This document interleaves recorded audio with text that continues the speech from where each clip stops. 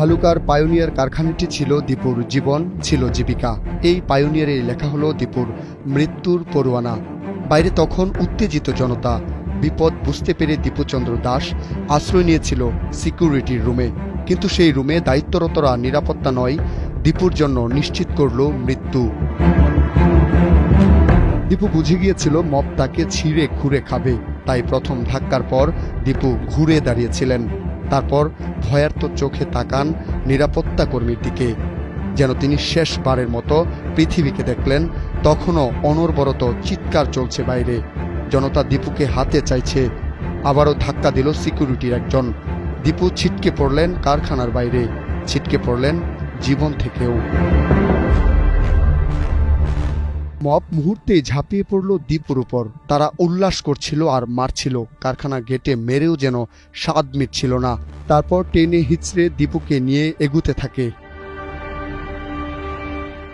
তারপরই রচিত হলো সেই ঘৃণ অধ্যায়।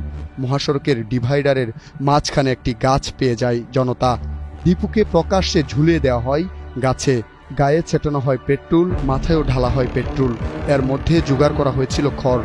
তার আগুন কাছাকাছি নিতেই দীপুর সারা দেহ ধাউ দাউ করে জ্বলতে থাকে। স্লোগান চলতে থাকে, চলে শত শত মোবাইলে ভিডিও ধারণ, লাইভও করছিল কেউ কেউ। টানা তৃতীয়বার অর্জন করেছে দেশের সেরা সুপার ব্র্যান্ড স্বীকৃতি বসুন্ধরা টিস্যু।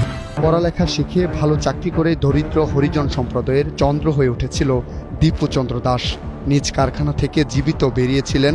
মাত্র 1 কিলোমিটার দূরের মহাসড়কে নিভে গেল দীপুর জীবন প্রদীপ।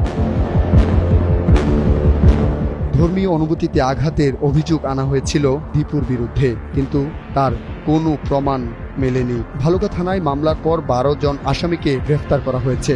আজ তাদের নেওয়া হয়েছে 3 দিনের রিমান্ডে।